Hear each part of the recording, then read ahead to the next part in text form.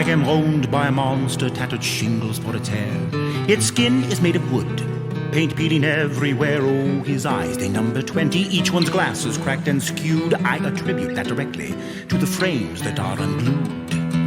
In the guts of the monster does ooze a slimy sludge. That is until my friends arrive, and then it will not budge. That's when he starts to rumble, burp, gurgle, snort, and hiss, a precursor to the eruption through its orifice. The veins of the monster, they run black and red and white. Half of them exposed is indeed an eerie sight.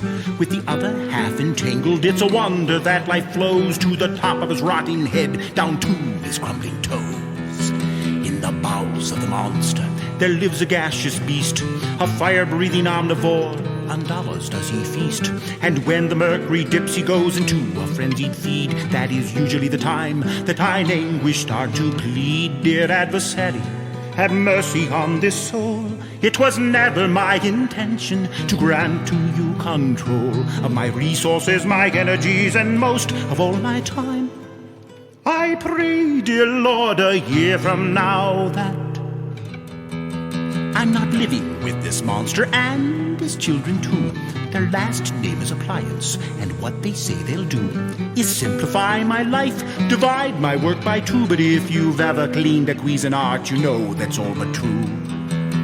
Along with his children, his cousin does here stay, a rubber-wheeled embarrassment, rust-colored now, once gray. His expensive taste in liquids is really quite obscene, but it's his unreliability that really vents my spleen. Oh, the tongue of the monster is wide and long and black. At its very tip begins an ever-widening crack, which extends behind its crooked lips to where I see a crevice filled with the greasy, grimy drippings that the cousin slowly spilled. Oh, the neighbors all despise us, the monster and me. But what am I to do?